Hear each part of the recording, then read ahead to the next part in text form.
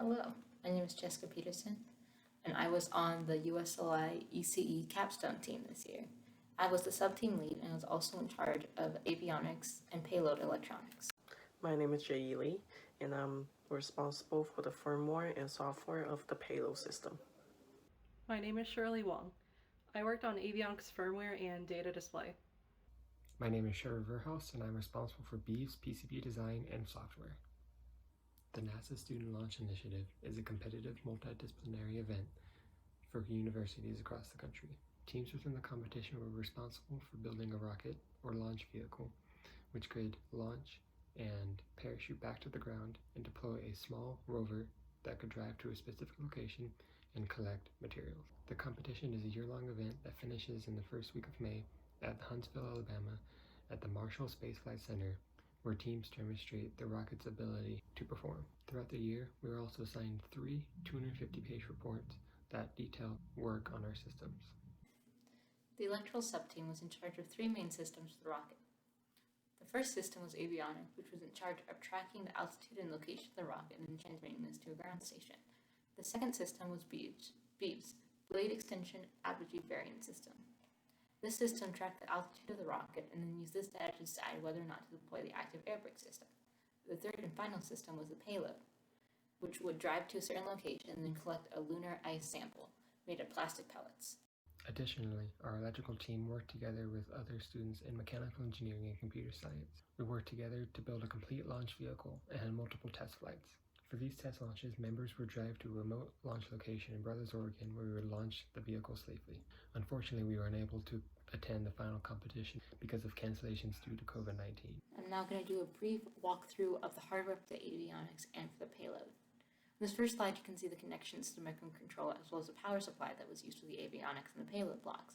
On this next slide, you can see the sensors that were used for both blocks. The sensors including the Max M8Q for tracking GPS, an IMU sensor, as well as a barometric pressure sensor to track the altitude.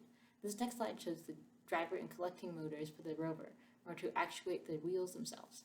The two Teensy 3.6 microcontrollers are programmed using Arduino to collect and transmit rocket data. Each packet is identified by a packet number, contains instantaneous sensor readings, and ends with a checksum for error checking. Once received at the ground station, the PC reads the microcontroller through serial port and displays the data. The payload software system consists of three main subsystems: the remote control system, the wireless data transmission system, and the graphic user interface. Sensors sends data to the rover, and the rover processes the data via its firmware, and it sends back out the processed data via wireless communication. The three subsystems in payload use three different programming environments. We use Teensy 3.6 as a microcontroller, and all communication between devices are wireless and is transmitted via radio frequency modules XB Pro. Beeves system used two sensors, an accelerometer and a barometric pressure sensor. Both accepted environmental data and sent that to the microcontroller, which used apogee predicting system. Once an apogee prediction was calculated, commands were sent to the motor to control the blades on the outside of the launch vehicle, which increased or decreased our drag.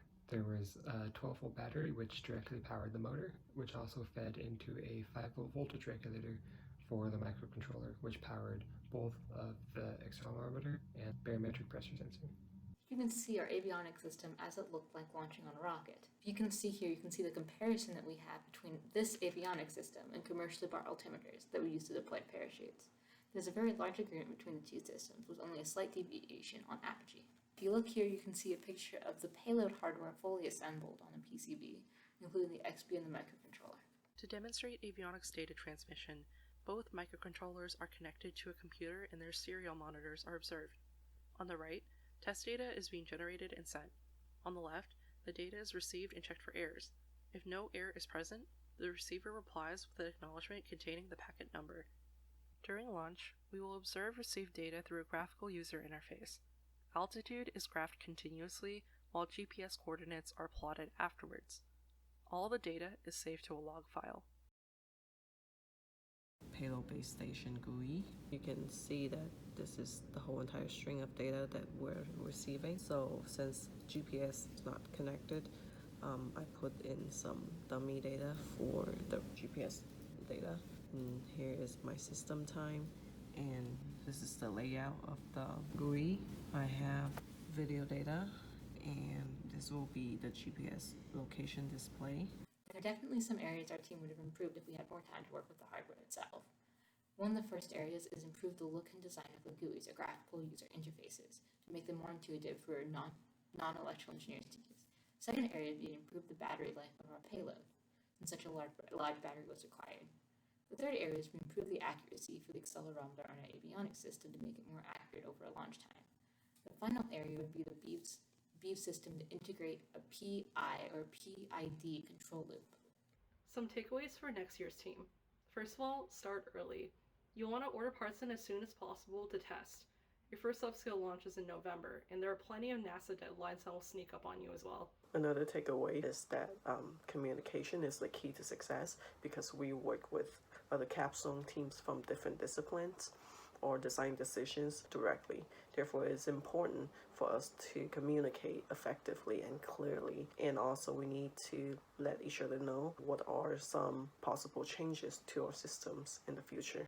Another takeaway is to do many revisions of your PCB design and get opinions from other team members and other ECE students so that no mistakes are overlooked. This prevents the number of times you have to reorder parts, as well as leaves you with a better final product in the end. I'd like to thank Dr. Squires. Thank you so much for all the time that you put into the project and into the AIAA at Oregon State. We really enjoyed working with you this year.